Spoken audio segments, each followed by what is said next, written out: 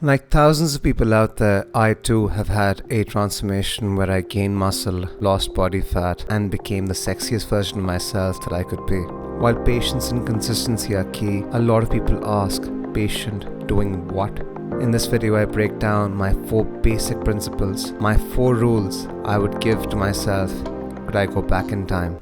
At the age of 37, guys, I am the strongest, fastest, and dare I say, sexiest version of myself that I've ever been. There are several health benefits of building muscle, losing fat, overall being more toned, which can lead to longevity of life, better quality of life, better mental health, and other boring stuff I don't want to get into. Let's just say that there are no downsides of being, have I said sexy too many times already?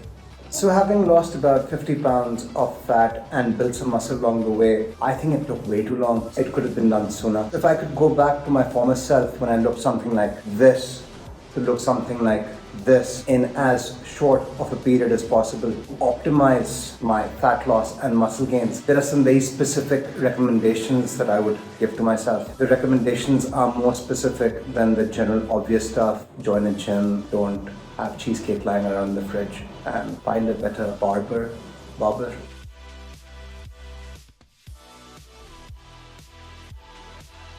Recommendation number 1, walk 10,000 steps. My first purchase would be a band or a smartwatch that can track the amount of steps that I take. When you go into any sort of fat loss phase, your body's very smart. It conserves energy. You're lying around and you're sitting down more than you should. So having a step tracker really keeps you accountable.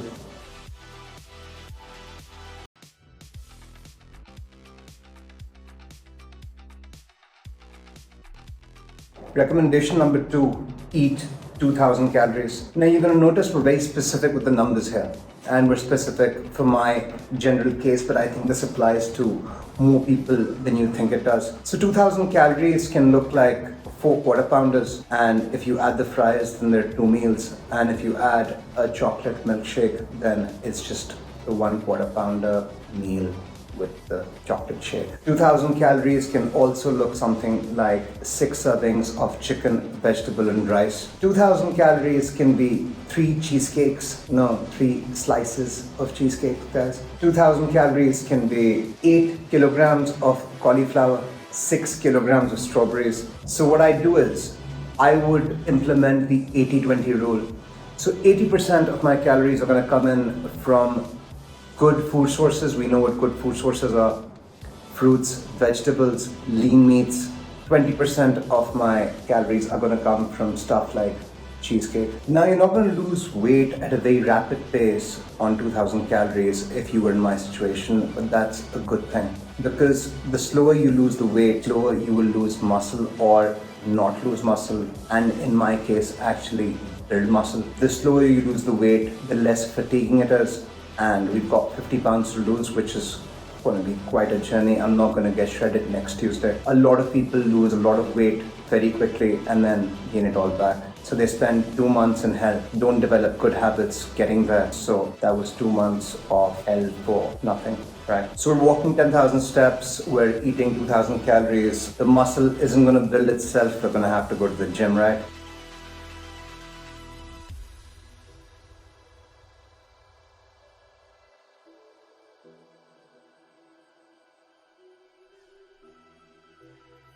My next purchase would be a hypertrophy program by Jeff Nippert. Why specifically Jeff Nippert? Because I've bought a training program from him. There are 2 periods in my life that I have experienced a lot of muscle gains. The first was the newbie period. The first year that you lift, no matter what you do, you put on muscle. And a couple of years later, when I used a real training program. So if we're trying to get to as many gains as possible in as little time as possible, why not have the newbie gains with a strict training program which has progressive overload? Makes more sense, doesn't it? So we're walking 10,000 steps, we're eating 2000 calories, we're following a Jeff Nippert hypertrophy program to build muscle.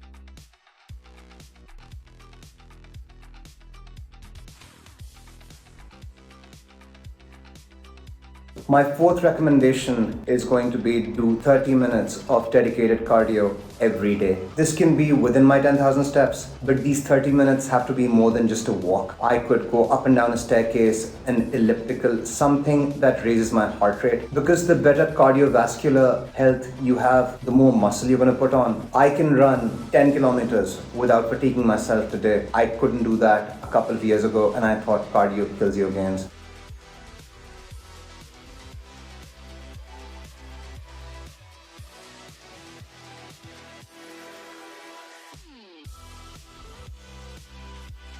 There is a fifth silent part to the checklist, and that is to do more over time. Get better at what you do. Increase your step count over time. When 10,000 becomes easy, go up to 11, 12. If for the first 30 minutes you're running 3 kilometers, try and get in 3.5 eventually. As time goes on, you should be getting stronger. Hence, you're putting on muscle. Get better at what you do. Isn't that the point of life in general? Guys, I really hope these recommendations were helpful. This is how I would build a blueprint to get to where I was, to where I'm at as of now, as quickly as possible. How quick is that? That's much quicker than I got there the first time. I promise you that. I may not be the strongest person, but I'm the strongest person I've ever been. I'm not the fastest runner, of course, but I'm the fastest runner I've been. I may not be a fitness model, but I'm the sexiest version of myself that I've ever been. Thanks for stopping by.